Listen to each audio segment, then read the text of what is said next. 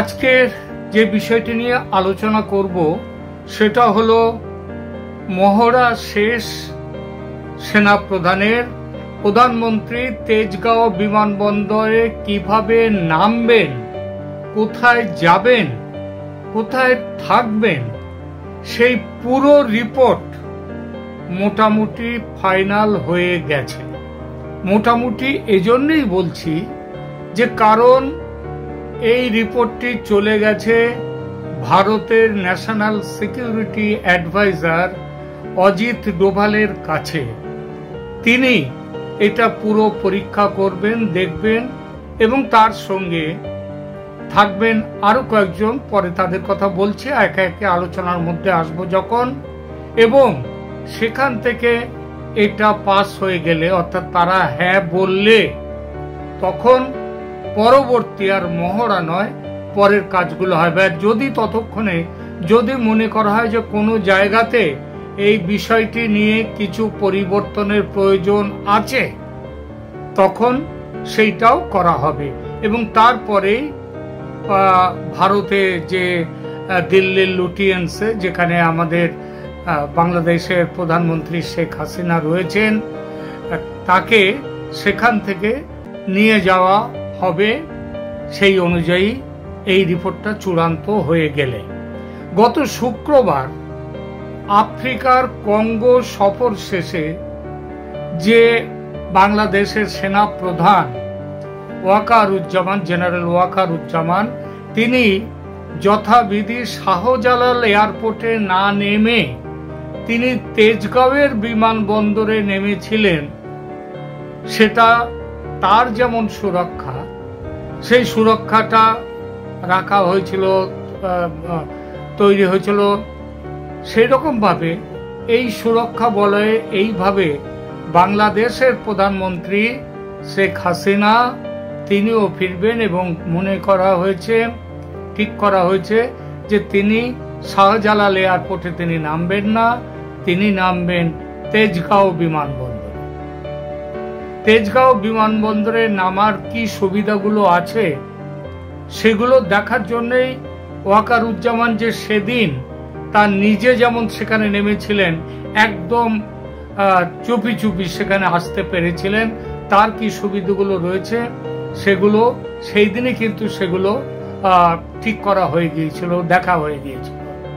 এখন যেটা, কেন শাহজালাল এয়ারপোর্ট ছেড়ে সেখানে যাওয়া হচ্ছে, নিশ্চয়ই এটা বোঝা গেছে শাহজালাল এয়ারপোর্টে প্রধান মানে ওয়াকারুজ্জামান জেনারেল সেদিন যদি নামতেন, তাহলে তার ওপরে কোনো কিছু একটা তার ওপরে একটা কোনো কিছু অ্যাটাক, আক্রমণ হতে পারত, এমনও হতে পারত তাকে বন্দি করা হতে পারত, এমনও হতে পারত তাকে সেখানে হত্যা করা হতে পারত। মোটামুটি একটাই ব্যাপার হতো যে তাকে সেখানে নামাটা তিনি নিজেও অন্তত সেফ মনে করেননি, এবং সেফ মনে করেননি বলে তিনি তেজগাঁওতে নেমেছিলেন। তেজগাঁওয়ের সুবিধাটা কি? তেজগাঁও কোনো মানে বিজনেস, কোনো ব্যবসায়িক কোনো বিমানবন্দর নয়, সেখানে অন্য কোনো যাত্রীবাহী বিমান সেখানে নামে না। ওটা সম্পূর্ণভাবে ব্যবহৃত হয়, সেটা হচ্ছে আর্মি তাদের নিজেদের কাছে, আর্মির হেলিকপ্টার থাকে, আর্মির বিমান যেটা সেখানে থাকে, এই সব কাজের জন্যই ওই বিমানবন্দর ব্যবহৃত হয়। ফলে ওখানে অন্য সেনাবাহিনীর বাইরে অন্য কারোর সেই বিমানবন্দরে তাদের কোনো এখতিয়ার নেই, তাদের প্রবেশের অধিকারও নেই। এবং এই জন্যই সেদিন জেনারেল ওয়াকারুজ্জামান ওই বিমানবন্দরে এসে নেমেছিলেন। এখন শেখ হাসিনার ঢাকাতে প্রত্যাবর্তনের জন্য এই কারণেই ওই বিমানবন্দরকে ব্যবহার করা হবে বলে ঠিক হয়েছে। এটা তার যে ওই সুবিধাগুলো আছে বিশেষ তার জন্য।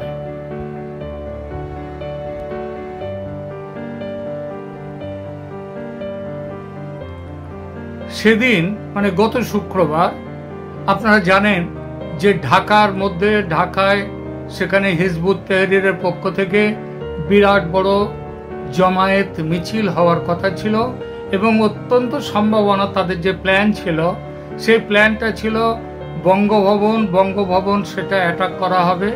সেটা অ্যাটাক করে সেখান থেকে রাষ্ট্রপতি শাহাবুদ্দিন চুপ্পুকে পদত্যাগে বাধ্য করা হবে।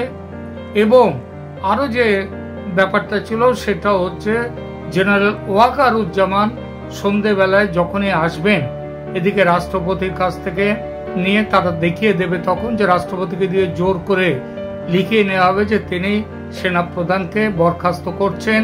এটা রাষ্ট্রপতি চুপ্পুকে দিয়ে লিখিয়ে নিয়ে সেই অনুযায়ী অ্যাটাক করা হবে। যখনই ওয়াকারুজ্জামান এসে নামবেন ওখানটায় যে ঢাকার শাহজালাল বিমানবন্দরে, তাকেও গ্রেপ্তার করা হবে। এবং তিনি তো ততক্ষণে বরখাস্ত হয়েই গেছেন, কারণ এগুলো এরা করে নিয়েছে। এবং এই পুরো ব্যাপারটা ছিল পাকিস্তানি চক্রান্ত। পাকিস্তানের আইএসআই নিয়ন্ত্রিত যে সেনা প্রধানরা, সেনা কর্তারা ওখানে আছে, যাদের নেতৃত্বে আছে ফৈজুর রহমান, যাদের নেতৃত্বে আছে, তাকে দিয়ে সমস্ত ব্যাপারগুলো ঠিক করা হয়ে গিয়েছিল। তার আপনাদের আগেই বলেছি যে ভারত থেকে 4 জন বিদেশ মন্ত্রকের বড় অফিসার তারা ওখানে গিয়ে ঢাকায় নেমে তারা কোঅর্ডিনেট করছিলেন। তারা যথাসময়ে সমস্ত ব্যাপারটা তারা যেমন জানিয়ে দিয়েছিলেন ওয়াকারুজ্জামানকে, তেমনি ভাবে সেনার মধ্যে ওয়াকারুজ্জামান এবং ভারতের এবং বিশেষ করে আওয়ামী লীগ পন্থী যারা রয়েছেন তাদের সাথে কথা বলে বিকল্প ব্যবস্থা যাতে সেনাপ্রধান ওয়াকারুজ্জামান তেজগাঁও বিমানবন্দরে নেমে সব ফিরে আসতে পারেন, তার নির্বিঘ্নে আসতে পারেন তার জায়গায়, সে ব্যাপারটা তারা করেছিলেন।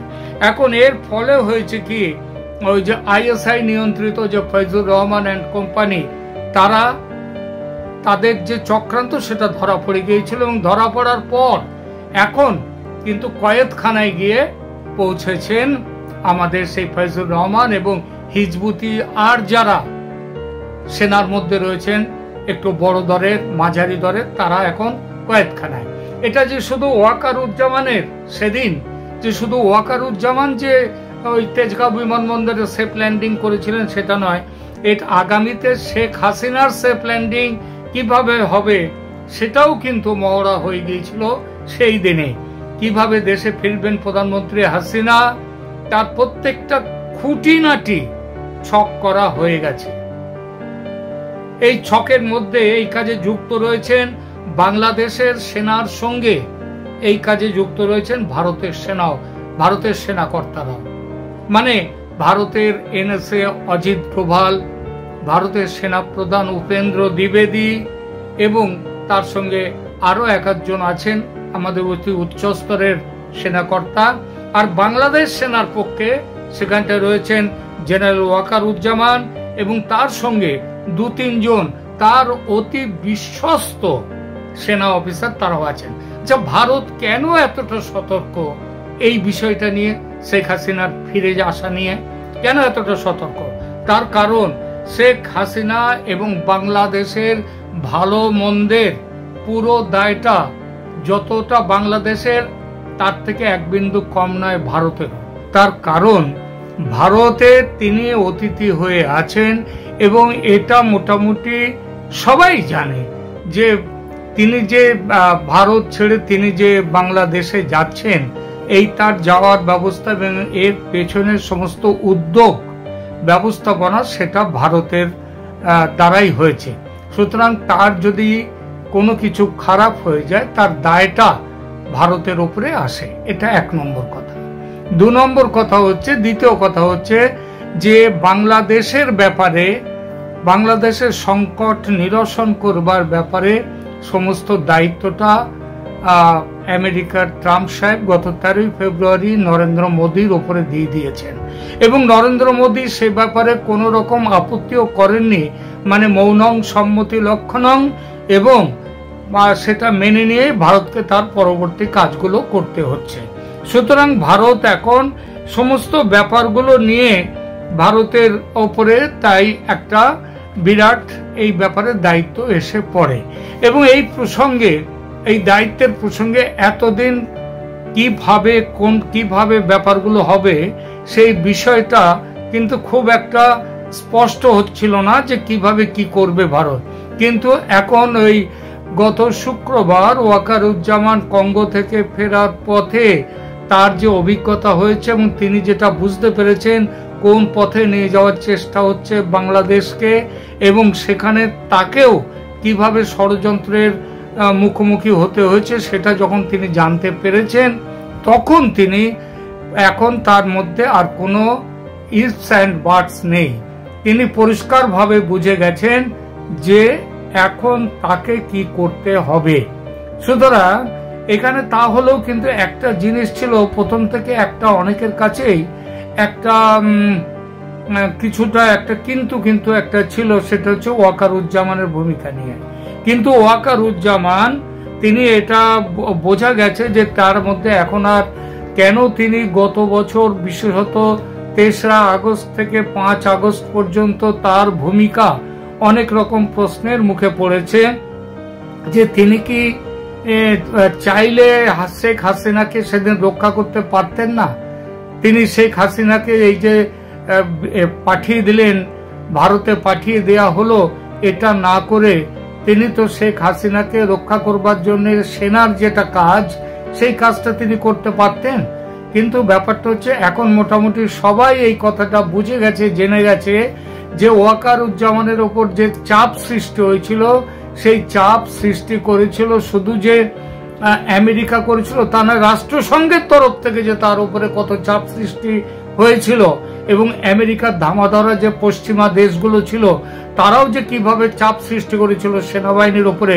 তারা জয়েন্ট একটা মাস পিটিশন দিয়েছিল সেনা প্রধানকে, যেন ছাত্র জনতার উপরে কোন রকম গুলি না করা হয়, তাদের বিরুদ্ধে অস্ত্র প্রয়োগ না করা হয়, এবং সেই চাপের কাছে তিনি মাথা নত করেছিলেন।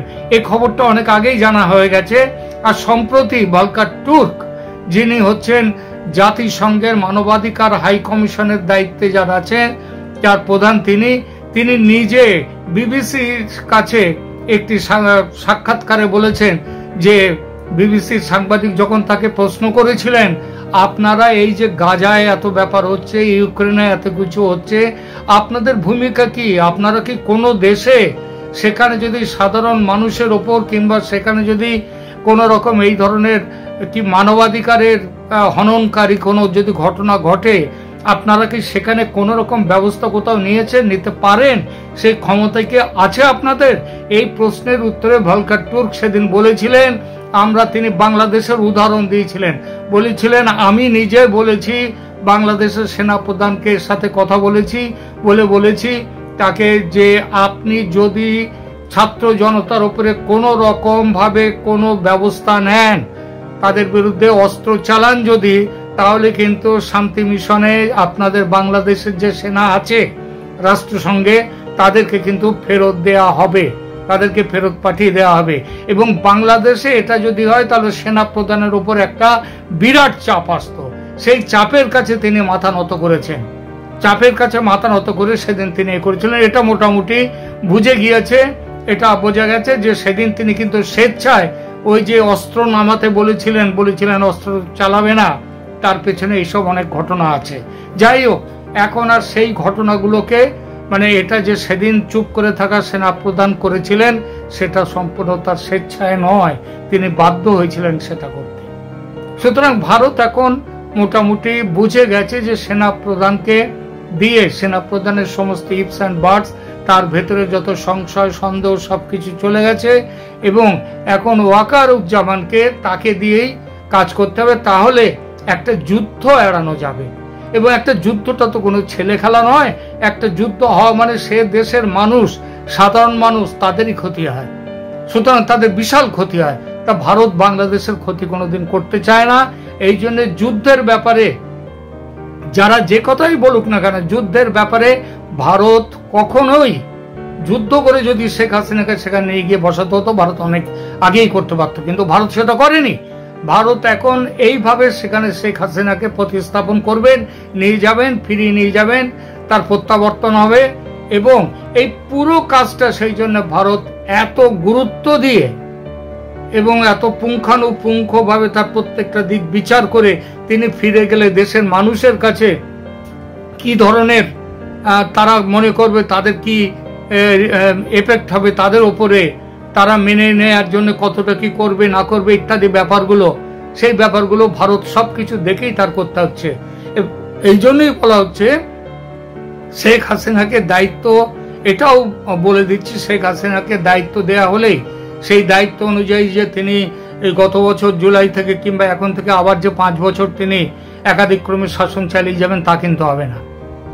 এবং এখানে ঠিক করা হয়েছে যে শেখ হাসিনা এখানে থাকবেন, তিনি যেন অনেকটা কেয়ারটেকার গভর্নমেন্টের মতো তিনি থাকবেন এবং তার আমলে কিন্তু এখানে নির্বাচন করতে হবে এবং ফ্রি, ফেয়ার অ্যান্ড ইনক্লুসিভ নির্বাচন করতে হবে। সেই ইনক্লুসিভ নির্বাচনের মধ্যে সেখানে জামাত থাকবে কিনা সেটা অন্য প্রশ্ন, কারণ জামাতের বিরুদ্ধে কিন্তু মামলা ছিল, জামাত নিষিদ্ধ। সেইটাকে এই সরকার এসে কোন রকম বিচার বিবেচনা না করে তাদের উপর থেকে নিষেধাজ্ঞা তুলে নিয়েছে।